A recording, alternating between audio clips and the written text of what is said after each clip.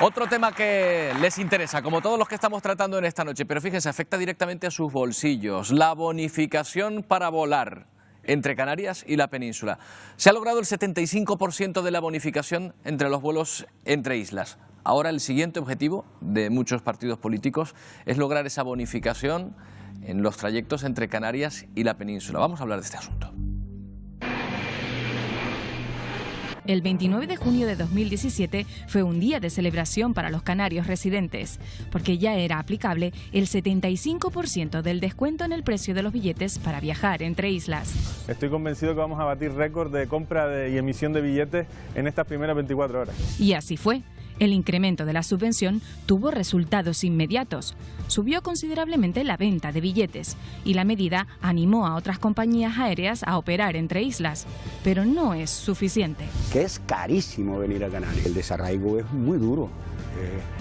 Que yo tengo que ir a Madrid cada vez que puedo y por suerte puedo ir. Pero mis hijas no pueden venir. Rodeados por mar, los canarios estamos condenados a viajar en avión a la península. Y en estas rutas la subvención, solo para los residentes en las islas, no ha subido del 50%. En las fechas navideñas, esta situación se hace insostenible. Estas que vienen ahora son las 7ª Navidades consecutivas en las que no puedo ir a mi tierra, a mi casa, a pasar la Nochebuena con mi familia. Tengo 3 hijos de 15, 6 y 4 años. Ellos nunca han ido a pasar la Nochebuena con mi madre. Voy a regresar a Canarias en Navidad.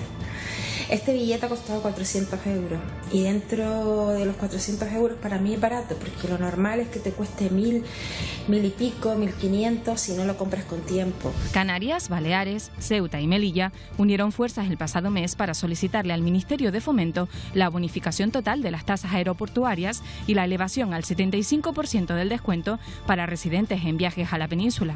Pero el ministro de la Serna saca cuentas. Ya me hubiera gustado a mí encontrar el domingo desde Santander un vuelo para llegar aquí a Madrid más barato de los 400 euros. Si usted dice que está pagando 8 veces más por cualquier billete que cualquiera de los que estamos en el territorio peninsular, eso quiere decir, haciendo una multiplicación sencilla, que está pagando un billete de 3.200 euros. La comparación realizada por el ministro entre los viajes intrapeninsulares y los que deben realizar los residentes canarios con el resto del territorio nacional ha indignado al senador socialista Julio Cruz. Pero señor ministro, pero usted podía venir en coche, usted podía venir en tren, usted podía venir en 20.000 modos. Pero yo de Canarias solo puedo venir en barco. Mire, para estar hoy aquí he tenido que salir de mi isla ayer a las 5 de la tarde para llegar hoy aquí a las 12 de la mañana. De la Serna ha asegurado que no tiene previsto entrar en una nueva negociación para incrementar la bonificación en los viajes de los residentes canarios a la península. Y además, seguirían fuera de estas subvenciones a aquellos canarios que han perdido la residencia. ¿Es suficiente lo alcanzado hasta ahora? ¿Se retomarán estas negociaciones en 2018? Y sobre todo, ¿tienen fe nuestros contertulios a continuación en que se logre este importante avance o esto puede quedar en humo de pajas? Vamos a hablar en primer lugar con Carlos Correa del Partido Popular. ¿Qué tal, Carlos? Buenas noches. Buenas noches. Cristo Dorta del Partido Socialista. Cristo, ¿qué tal? Buenas noches. Está también con nosotros Héctor Suárez de Coalición Canaria. ¿Qué tal? Héctor, buenas noches. Hola, muy buenas noches. Y está también Luis Campos de Nueva Canarias. ¿Qué tal? Buenas noches. Buenas noches. Bueno, Carlos, ¿esto es algo que se va a poder lograr? ¿Piensa usted que vamos a poder convencer al gobierno estatal de esta bonificación o no? Sí, hombre, yo creo que sí. Ha demostrado en los presupuestos de 2017 que la negociación es posible. De hecho, se han incluido ese porcentaje del 75% en los vuelos insulares y en el transporte insular, y yo estoy convencido de que en fase de negociación, aunque el ministro haya sacado las cuentas ahora y haya dicho lo que ha dicho, yo estoy convencido de que en la fase de negociación, que el presupuesto se está negociando, se pueda conseguir. ¿Mantenemos ese optimismo, sí? Yo quiero mantener ese optimismo porque además considero que es una necesidad para nosotros. Los billetes a esos precios no se pueden... Espera un momentito porque no se te escucha por un problema de micro. Enseguida volvemos a la conexión. Héctor. Bueno, realmente yo soy optimista, pero sobre todo vigilante, porque hay que hacerle ver al ministro y a y al Estado que es mucho más difícil viajar desde Canarias que viajar desde Santander a Madrid, y eso hay que hacérselo ver. Es impensable que un ministro haga unas declaraciones en el Senado de esas características, porque la sensibilidad nuestra está mucho más a flor de piel, sobre todo con respecto a ser más competitivos en cuanto a las tasas aeroportuarias, y también tener en cuenta que hay muchos canarios en el exterior, como bien decía el vídeo, que han perdido la residencia y no han podido venir a Canarias desde hace muchísimos años. Un dineral en billetes de esa manera. Creo que ahora sí te escuchamos. Que eso es una asignatura que tenemos pendiente, y además la movilidad es fundamental para el desarrollo del territorio, más en un territorio fragmentado como el nuestro, y sobre todo hay una cuestión muy importante, que es la doble insularidad. El ministro podía haber llegado de Santander de 20.000 maneras diferentes, incluso andando si hubiera querido, cosa que para nosotros los canarios es imposible, y más sobre todo si se traslada de una isla que no sea Tenerife o Gran Canaria. Como bien decía mi compañero Julio Cruz, tenía que haber salido el día anterior. O sea que yo creo que eso hay que arreglarlo de alguna manera, hay que ser vigilantes e insistentes, porque si no, esto no va a salir adelante, y creo que es una necesidad, vamos. Hombre, desde luego cuando dijo eso el ministro, con pocos canarios ha hablado últimamente, de este tema por lo menos. Luis. Yo creo que desgraciadamente esa es la actitud de mucha gente que vive en Península. Por eso decimos siempre la importancia de tener representantes canarios que respondan a los intereses de Canarias y que su centro de decisión esté en Canarias. Ese es el objetivo de Nueva Canaria, y por eso, y somos optimistas, porque si hubo alguien optimista en esta tierra que fue capaz de creer lo que muchos no creían que fuera posible, y era abaratar los vuelos, los billetes de avión y marítimos al 75% entre islas, fue precisamente Nueva Canaria. Lo que ustedes están diciendo que solo un partido nacionalista puede lograr que se logre esta bonificación. La realidad es que hasta día de hoy ningún partido de me ha parecido entender eso. No, yo ahí discrepo, porque bueno, recuerdo que el Real Decreto que regula precisamente la subvención a los billetes aéreos, que empezó en un primer momento por el 33%, fue con José Luis Rodríguez Zapatero. Entonces, señores, lo siento, pero la realidad, esto suda. En 2007, Nueva Canarias no estaba negociando las tasas no solo está en proponerlo, sino solamente en aceptar la propuesta que se hace. Con lo cual, hombre, otro remedio sí podía haber aceptado, ¿no? Pero desde luego que está claro que es de bien agradecido no solo la parte proponente, sino también quien la acepta, ¿no? Está claro que lo aceptamos, pero hay una cosa que es cierta. Ustedes presentaron un proyecto de ley, el proyecto de presupuesto, y no aparecía. Y Nueva Canarias fue quien colocó esa idea. Pero hablamos de Canarias y hablamos ahora en este caso. Quiero recordar que en el acuerdo que nosotros firmamos con con Rajoy para los presupuestos del 2017, ya aparece que se estudiará la fórmula para el abaratamiento de los billetes Canarias-Madrid. Y tenemos el ok del gobierno de Madrid, con un elemento que para nosotros es esencial, y es la declaración de obligación de servicio público, que es lo que garantizaría que, con independencia de que estemos en el 50 o en el 75%, las compañías luego no seguirían subiendo los precios, anulando ese posible logro. Hay una cosa que hay que tener en cuenta, y hay que estar claro que esto se paga con dinero de todos los españoles. Esto no es un capricho que sale de alguien y ya está. Hay que hacer entender muy bien a la población, al resto no a los canarios que lo vivimos, sino al resto de la población, como puede haber esa discrepancia que digan que de Santander a Madrid porque no hay una subvención también, ¿no? Entonces hay que tener claro, evidentemente, y saber y explicar bien cuál es el motivo de la subvención que tiene que venir hacia Canarias, y por supuesto esto sale de los presupuestos generales del Estado, esto no sale de ningún otro lado, ¿no? Lo que está claro es que no creo que es decisorio los partidos con voz canaria en Madrid, es decisorio porque prácticamente eso no hay que explicárselo a ninguna persona para defender eso en Madrid. Yo discrepo contigo, porque realmente cuando tú vas a Madrid y le intentas explicar eso, simplemente lo que hay que exponerle es la situación en la que vivimos y la coyuntura, como bien decía Cristo, de estar fragmentado, ser un territorio insular y estar lejos de la península a más de 1.500 kilómetros. Pero sí es verdad que hemos cogido, yo creo que tanto Coalición Canaria como Nueva Canaria, la fórmula de intentar negociar, e incluso hemos incorporado otras comunidades como Ceuta, como Melilla, como Baleares, porque creemos que esto es una situación de justicia social. No tenemos que explicarles a nadie cómo podemos llegar a esta situación de hartazgo, que necesitemos intentar negociar los presupuestos de 2018, que esto se consolide, porque es una cuestión de justicia social. Hay otras declaraciones del ministro que vamos a comentar a continuación, y lo vamos a someter a nuestro semáforo. Es ese cálculo que hacía del coste que tendría subvencionar ese 75% para el transporte entre Canarias y la península. 400 millones de euros según su cálculo. Pero, ¿esto es verdad o no lo es? Lo vamos a ver enseguida.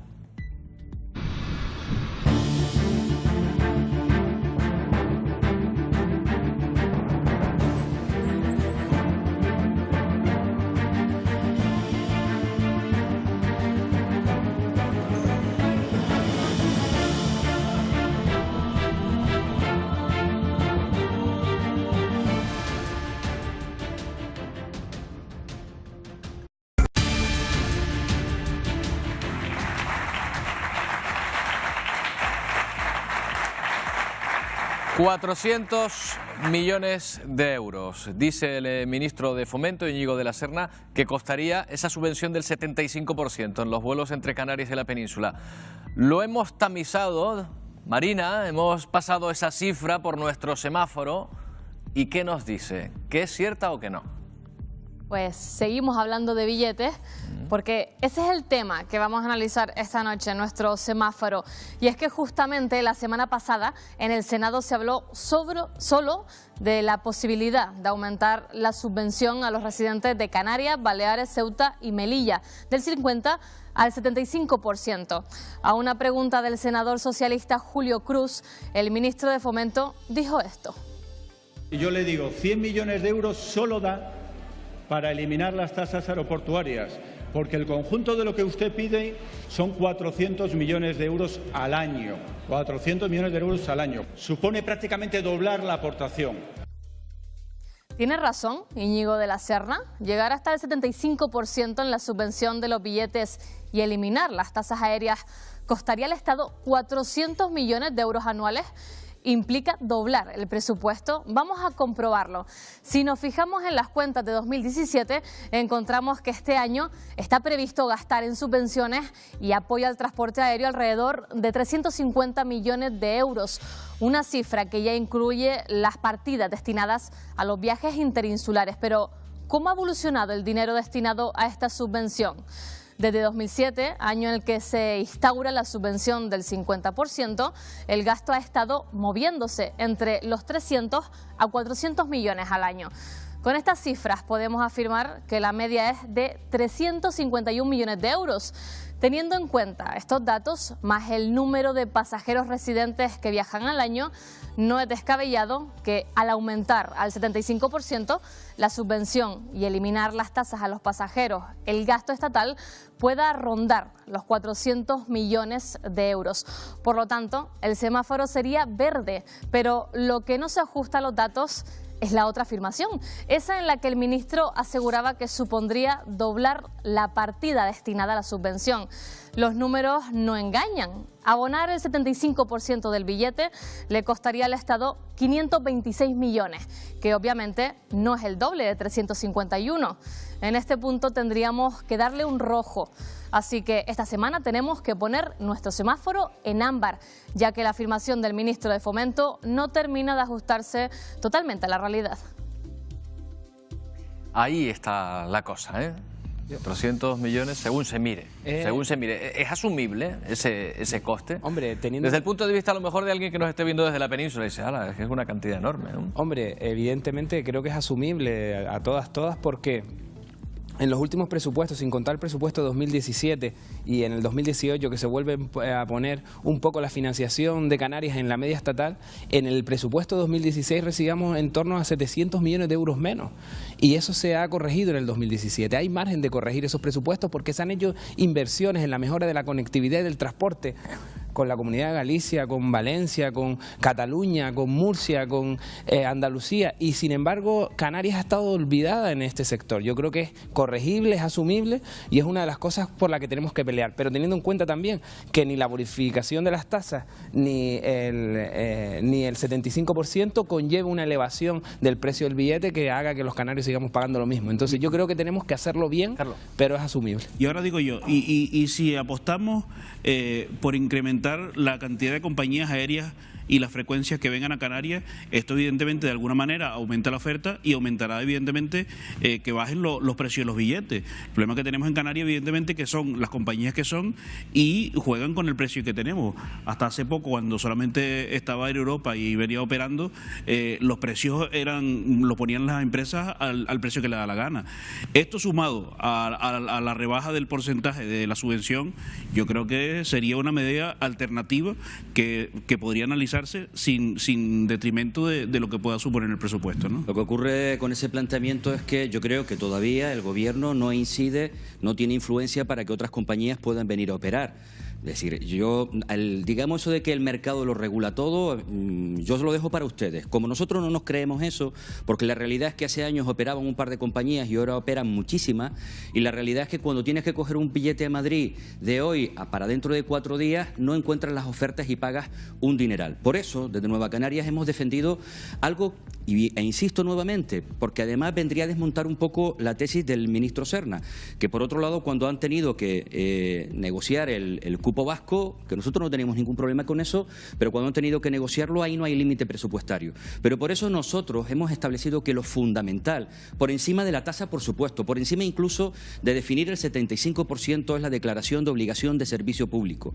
Una vez que esto se establezca, cuando se establezca este nivel, a partir de ahí es cuando será realmente eficiente elevar el 75%, porque si no correríamos el riesgo de elevar al 75% la bonificación y en el mismo sentido las compañías elevar el precio, porque no hay nada que les impida hacia arriba plantearlo. Por tanto, desde Nueva Canarias, primero, obligación de servicio público, ya opera en más de 60 destinos a nivel europeo, e incluso en España opera en algunos vuelos. Por otro lado, a partir de ese instante, bonificación de tasas y el 75%. Tenemos un atril.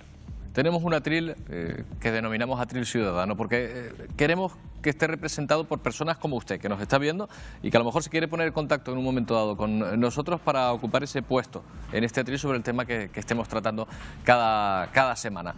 Marina está con nuestro ciudadano de esta noche que nos pasa a presentar a continuación. ¿Quién es? Roberto, tenemos con nosotros a Miguel Díaz, él es el vicepresidente de Canarios Sin Alas. Luchan por conseguir la bonificación del 75% para vuelos entre Canarias y Península. Ellos aseguran que no son turistas y que quieren acercar Canarias a los canarios.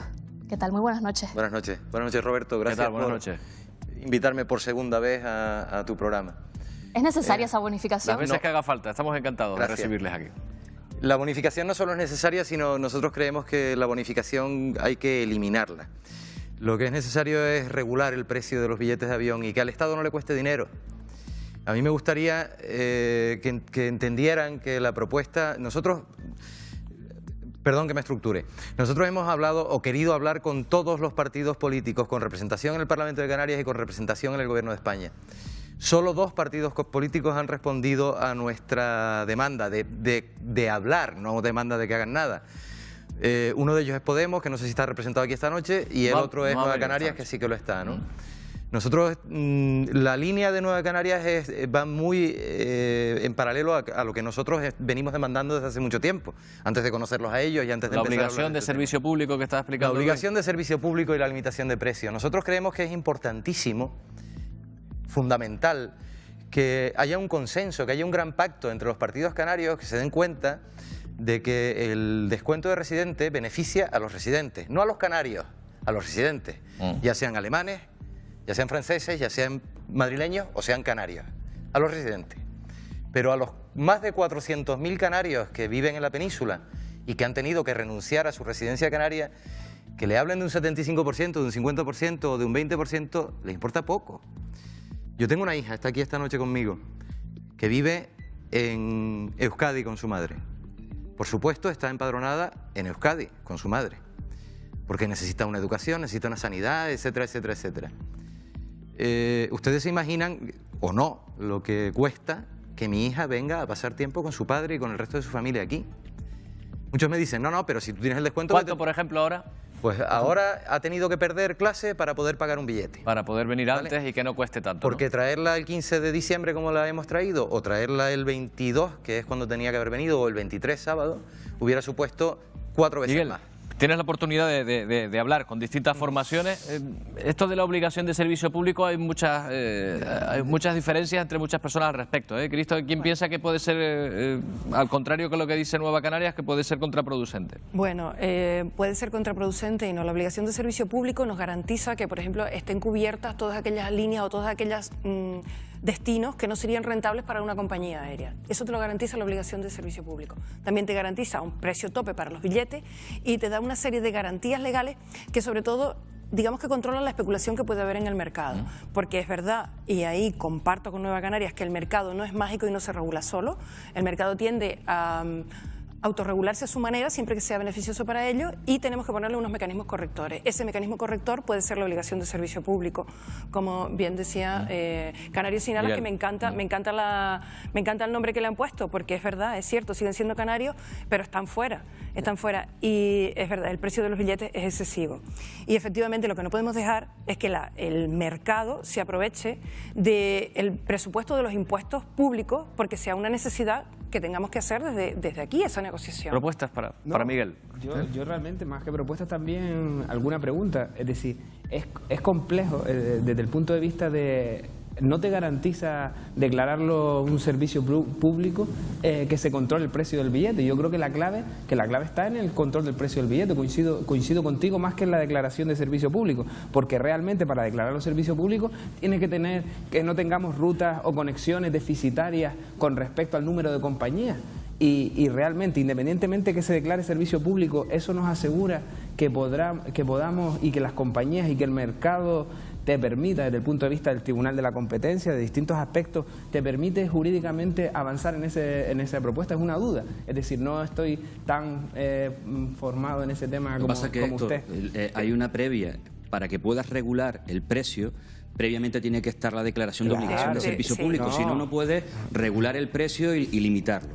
Por tanto, por eso es fundamental incidir en ese tema. Es decir, yo sé que ustedes no terminan de creer en estas cosas, como no creían en el 75% aéreo. Nosotros creemos firmemente y creemos, al igual que tú te alegras en el alma no contarnos la estrategia que ustedes tienen para conseguir cosas, en otras cosas, como se está viendo ahora en la pelea por el régimen económico, que sí cuentan con nosotros y que estamos juntos en esto, pues probablemente consigamos más cosas. A pesar de que tú desconfíes de que haciendo cosas juntos vayamos mejor, yo no desconfío en eso. Yo creo que se pueden conseguir objetivos muchísimo más positivos para este es uno de los temas, por ejemplo, donde hay que alinearse. Hay que alinearse, lo que no puede ser es pero escondiendo la estrategia no nos vamos a alinear. Si me lo permites y contestando a tu pregunta, no te importa que te tutee, ¿verdad? Por supuesto. Bien. Si me lo permites, tú estabas hablando del tema de la obligación de servicio público y cómo regulas el precio y de que la obligación de servicio público está pensada para aquellas rutas deficitarias, ¿no? O que no haya compañías que las quieran cubrir. Todas las rutas interinsulares son de servicio público. Sí. Todas. La ruta entre Tenerife y Gran Canaria es de servicio público y le interesa a más compañías. Es una obligación de servicio público abierta. Quiere decir que la puede ejecutar en la compañía que quiera. Y la única obligación de servicio público que tiene es un precio limitado. Tiene un tope de precio y de ahí no se pueden pasar. De ahí para abajo lo que quieran, y es lo que está ocurriendo ahora al entrar competencia. Están bajando los precios. Al entrar a Europa empiezan a bajar los precios. Nosotros no pedimos una obligación de servicio público cerrada que se la adjudique por concurso a una compañía. No, porque corremos un riesgo muy grave, porque Canarias es un sitio turístico y dependemos de las compañías aéreas para atraer el negocio a Canarias. Se trata de una obligación de servicio pública abierta que limite el precio de los billetes. Nada más. Muchas gracias por habernos... Sí, una última cosa, me gustaría que tuvieran en cuenta también lo importante que es no solo para las familias como la mía, sino para Canarias como turismo, para las empresas, poder traer personal especializado, para la cultura, poder traer más cultura desde la península hasta aquí a un precio más razonable. Para muchísimas actividades tienes razón que se ven encarecidas precisamente por tener que abonar el transporte. Gracias, Miguel, por haber estado en nuestro atril esta noche de nuevo. Muchas gracias. Gracias. Carlos, ¿qué le proponemos a Miguel desde el Partido Popular? Hombre, yo creo que no sé si la solución sea establecerla como servicio público.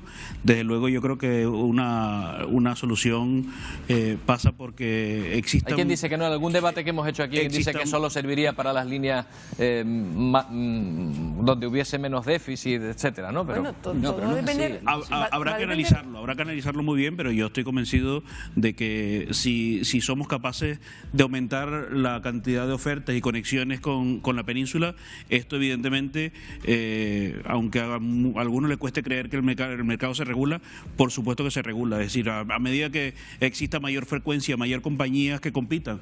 De hecho, está pasando aquí que se han metido compañías en la parte insular y han bajado los precios exorbitantes. ¿Por qué han venido más compañías? ¿Por el libre mercado? No, han venido más compañías precisamente por la intervención desde el ámbito público, porque se ha abaratado el precio al 75% y por eso ha venido más compañías. Lo que viene a desmontar la tesis que ha planteado alguno de que la obligación de servicio público podría restar competencia. La realidad es que en Canarias funciona la obligación de servicio público, funciona bien, hay una bonificación y no solamente han desaparecido compañías, sino que se han incorporado.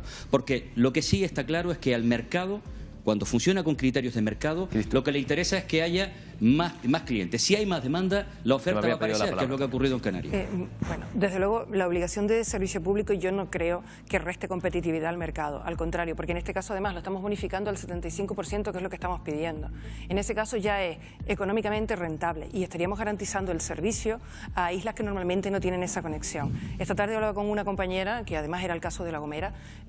Es muy difícil venir de un vuelo en La Gomera, Tenerife, Madrid y que te cuadre y que no tengas que hacer noche aquí.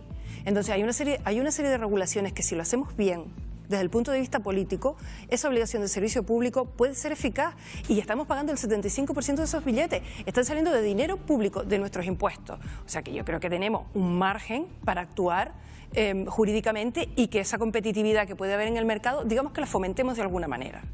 Hombre, eso es una buena noticia. Yo espero que el Partido Socialista pues esté en esa lucha con el resto de las organizaciones políticas. ¿El Partido Socialista siempre ha estado en esta lucha? No lo dudo, que es una buena noticia que haga que genere una actitud proactiva en los presupuestos generales del Estado 2018, como tienen otras organizaciones políticas, y sepa ver que es importante para los canarios. Y eso es lo que se refería a Luis, que a veces les es difícil a esos diputados socialistas que están en Madrid, que son canarios, en votar incluso algunas iniciativas que son buenas para Canarias. Bueno, permítanme. Yo creo que no, yo creo que es un error y es un concepto que están introduciendo los partidos nacionalistas, pero no es cierto. Son hechos. Bueno, concluimos, porque quiero hablar de otro tema, quiero hablar del tema. Del tema o del que durante muchísimo tiempo está siendo prácticamente el gran tema de conversación. Fíjense, esta semana hay elecciones en Cataluña, muchas circunstancias especiales, algunos candidatos encarcelados, otro candidato huido o prófugo de la justicia española. Unas elecciones que se van a producir en jueves, porque estamos muy cerca de la Navidad. En fin, Marina, que hay muchísimos detalles, muchísimas cuestiones, dejando de lado la aplicación del artículo 55, todo el conflicto con la Generalitat, el anterior gobierno, que hacen especiales estos comicios. Por supuesto, Roberto, y por eso queremos saber con nuestros dos periodistas, con Francisco Palomares y con Juan Luján, ¿qué es lo que va a pasar el próximo 21 de diciembre? Paco, comienzo contigo. Pues yo también quiero saberlo, pero me temo que vamos a tener que esperar hasta el 21 de diciembre, entre otras cosas, y por la noche, y a lo mejor un poco tarde, entre otras cosas porque es muy difícil poder fiarse de lo que los sondeos plantean. Los sondeos, de una manera prácticamente unánime, lo que están dando es un virtual empate entre las fuerzas, vamos a definirlas como constitucionalistas y las soberanistas, por llamarlas de alguna manera, y un empate que tendría que dirimir en común Podem, ¿no? La impresión que yo tengo es que en los últimos tiempos los sondeos en general apuestan casi siempre por soluciones de compromiso que no se decantan directamente en una situación, pero va a haber mucha participación y quizá lo que plantean hoy los sondeos se pueda desviar en una dirección o en otra. Habrá que esperar, ¿eh? Más allá de los sondeos, ¿se va a desinflar este proceso? Yo creo que no. Yo creo que el tema ha calado socialmente en Cataluña, tanto los que están a favor como los que están en contra. Un momentito, creo que no se te está escuchando. Van a hacerte un cambio de micro. Paco, continuamos contigo. Yo ya le dije que no se le iba a escuchar, porque le pusieron el pinganillo malo. Pero bueno, ¿se desinfla el proceso? Como el pinganillo, de Juan. Es decir, en realidad lo que está ocurriendo en Cataluña no es que se desinfle el proceso sigue contando con un porcentaje muy elevado de la población catalana favorable a la independencia. Lo que está ocurriendo es que hay un grupo que antes, muy numeroso de ciudadanos, que antes permanecían más en silencio, menos activos y que ahora han decidido movilizarse. ¿Y ese aumento de ciudadanos, Inés Arrimadas, podría ser la próxima presidenta? No, yo creo que es prácticamente imposible, por mucho que cocinen las encuestas, que Inés Arrimadas logre el apoyo, porque cuando se hablan de dos bloques, de los, digamos, unionistas o los que defienden más el nacionalismo español, la España indivisible, y el bloque independentista, se mete en el bloque unionista a Podemos, y dentro de Podemos hay un sector, o Podemos como fuerza política defiende el referéndum. Yo creo que lo que habría que hacer es que ya empiecen todos los dos sectores a caminar hacia que, por un lado, la unilateralidad no es el camino, pero el 155 tampoco. Son dos posturas fundamentalistas, digamos, que han sido extremas y que habrá que dialogar y tender puentes, pero que Arrimadas pueda llegar a ser a presidenta, sí, en una tertulia de 13 Televisión es creíble, ¿no? Y en una portada de La Razón incluso cediendo a Obiols, cediendo un poco el protagonismo al PP, pero en la realidad, digamos, sociopolítica catalana, a día de hoy es imposible. ¿Habrá ganado la partida hasta cierto punto el Partido Popular, Mariano Rajoy? No, desde luego que no. Yo comparto, sin que sirva de precedente, la posición planteada por Juan en relación que es muy difícil que Inés Arrimadas llegue a convertirse en presidenta, pero no por los motivos que ha dado él, porque además creo que ha dado un dato que desde mi punto de vista no es correcto. En realidad sí hay un empate virtual entre constitucionalistas e independentistas. Los constitucionalistas tienen en estos momentos incluso más voto decantado, sin contar a Podemos, en ese caso, Paco, en las ¿me sondeos. permites, Marino, un momento? Y en ese caso, si llegamos a un empate o una situación igual que la de ahora, ¿nos volvemos a encontrar con la misma situación? ¿Usted cree no hay un ¿Usted empate? cree que se puede volver a repetir el proceso, Roberto, que de repente la Generalitat no hay un empate plantee la porque independencia antes, unilateral? En la etapa anterior se contaba, como ha dicho Juan, entre los constitucionalistas, y yo creo que era incorrecto, se contaba en Común Podem.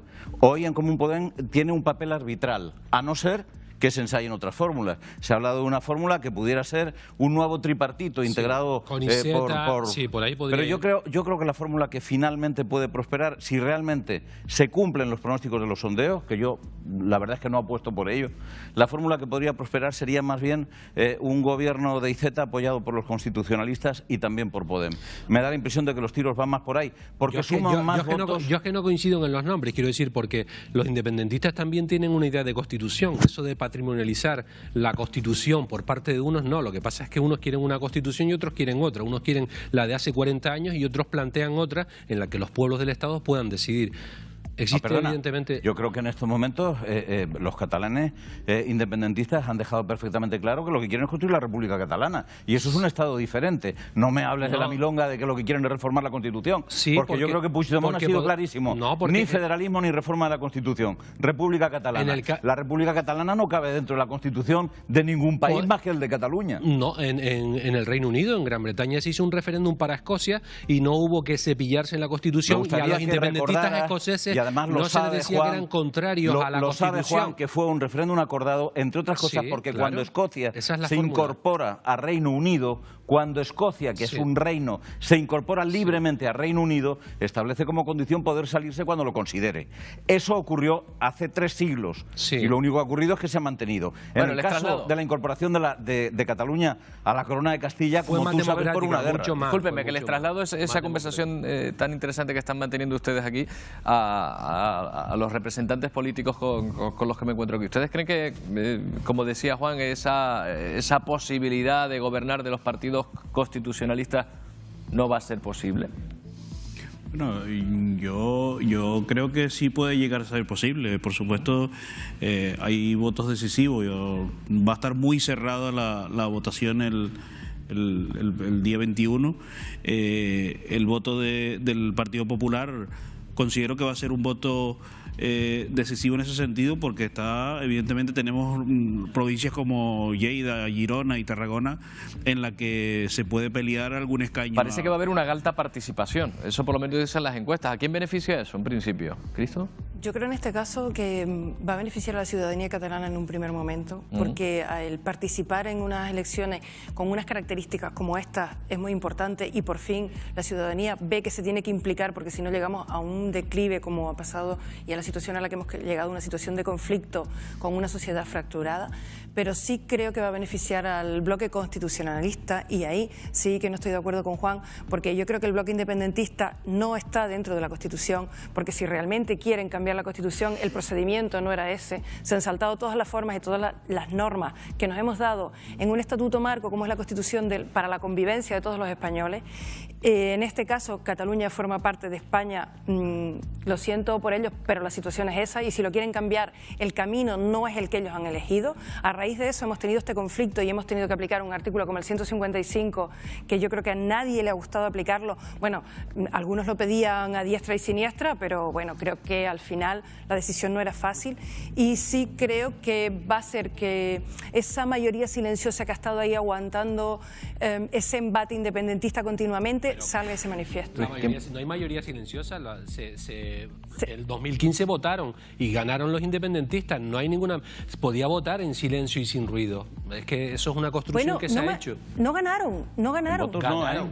Ganaron en escaños. No ganaron. En votos no. Efectivamente, en votos no ganaron. Sumaron una mayoría absoluta. Sumaron una Creo mayoría... recordar que la propia CUP dijo que en ese primer momento que plebiscitariamente habían perdido sí, es que fue así. esa votación. Creo que... No sé. Yo estoy hablando del Estatuto de Cataluña. 52-48. La mayoría absoluta es la mitad de 135 más 2 y ellos la sumaban con la CUP. Eso es, si hay que respetar el Estatuto, digamos que tuvieron mayoría absoluta. El estatuto que no han cumplido los dirigentes catalanes, el estatuto que derogaron de manera clara con las leyes de transitoriedad. Cuestionar que las elecciones la ganaron los independentistas. No, escúchame, hay datos que son aplastantes. Tú puedes analizar quién gana o quién no gana unas elecciones en función de quién gobierna. Si es en función de quién gobierna, está claro que las ganaron. Si es en función en cuánta gente votó las opciones independentistas, fue el 48, y pico % de los votos. Eso no es tener la mayoría absoluta. A ver, eso es Partido Nacionalistas Canarios en este caso. ¿Cómo ven esta solución? Y qué les voy a pedir que se mojen un poco. ¿Cuál es la previsión que hacen de las elecciones del jueves? Yo creo que lo más perjudicial ¿Qué bloque cree que va a en este ganar? proceso ha sido la gran ruptura social que ha habido en Cataluña. Y eso es la ruptura de familias, de posturas y en la calle está totalmente rota. Pero sí es verdad que hasta los partidos independentistas han reconocido que esto no era como ellos querían que se desarrollara. Han dado pasos para atrás para presentarse unas elecciones que surgen de la aplicación del artículo 155 para dar un poco normalidad a este proceso. Entonces, lo que sí no le gustaría a un partido nacionalista como Coalición Canaria es que se acabe esta ruptura, se piensen en lo mejor para los catalanes y las catalanas, independientemente cuál será el futuro de Cataluña, que se haga en un marco de negociación y dentro del Estado español, con las reglas que todos nos hemos marcado, porque no podemos cambiar las reglas de juego antes de forma unilateral. Me parece un error y creo que ahora han renunciado casi todos a esa unilateralidad y creo que ese es el camino para recuperar el diálogo y volver a... Venga, Luis, para que cierres ya el debate. Hoy te va a tocar a ti. Venga. Mi minuto final, voy a pedir el voto. Venga, para pedir el voto. Vamos a ver.